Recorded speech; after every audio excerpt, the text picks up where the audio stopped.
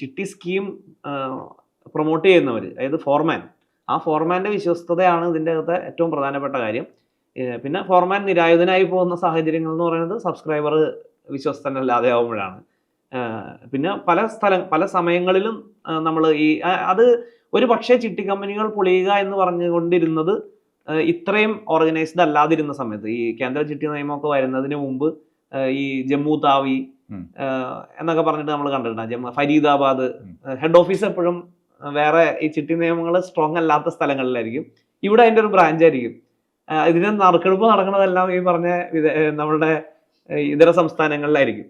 അപ്പോൾ ആ ഒരു കാലഘട്ടത്തിലൊക്കെയാണ് ഈ ചിട്ടി കമ്പനികൾ കൂണുപോലെ മുളച്ചു പൊങ്ങുകയും ആളുകളുടെ ഇൻവെസ്റ്റ്മെന്റ് വാങ്ങിയിട്ട് മുങ്ങുകയും ഒക്കെ ചെയ്യുന്ന ഒരു സാഹചര്യം ഉണ്ടായിരുന്നത്. പക്ഷെ ഇപ്പോൾ ആ കാര്യത്തിലൊക്കെ ഈ ഓർഗനൈസ്ഡ് സെഗ്മെന്റിൽ സർക്കാരിന്റെ നിയമം അനുസരിച്ച് പ്രവർത്തിക്കുന്ന ചിട്ടി കമ്പനികൾ അങ്ങനെ പൊളിയുന്ന വാർത്തകളൊന്നും നമ്മൾ അധികം കേൾക്കുന്നില്ല. ഇപ്പോൾ നമ്മൾ റിസ്ക് ഉള്ളതെന്ന് പറഞ്ഞു കഴിഞ്ഞാൽ, ഞാൻ നേരത്തെ പറഞ്ഞ പോലെ ഇൻഡിജീനസ് നമ്മുടെ നാട്ടുചിട്ടികളുണ്ടല്ലോ, അതിൻ്റെ അകത്ത് ഈ പറഞ്ഞ റിസ്ക് ഇപ്പോഴും എന്നാ ഈ വർഷങ്ങളായിട്ട് 40 കൊല്ലം 50 കൊല്ലമായിട്ട് ഇത് നന്നായിട്ട് നടത്തിക്കൊണ്ടു പോകുന്ന ഈ നമ്മുടെ ഗവൺമെന്റ് സെക്ടറിലും അല്ലാതെ ഉള്ള ഓർഗനൈസ്ഡ് ചിട്ടികളോടൊപ്പം വിശ്വാസ്യത ഉള്ള പ്രൈവറ്റ് ചിട്ടികൾ ഇപ്പോഴും ഉണ്ടെന്നാണ്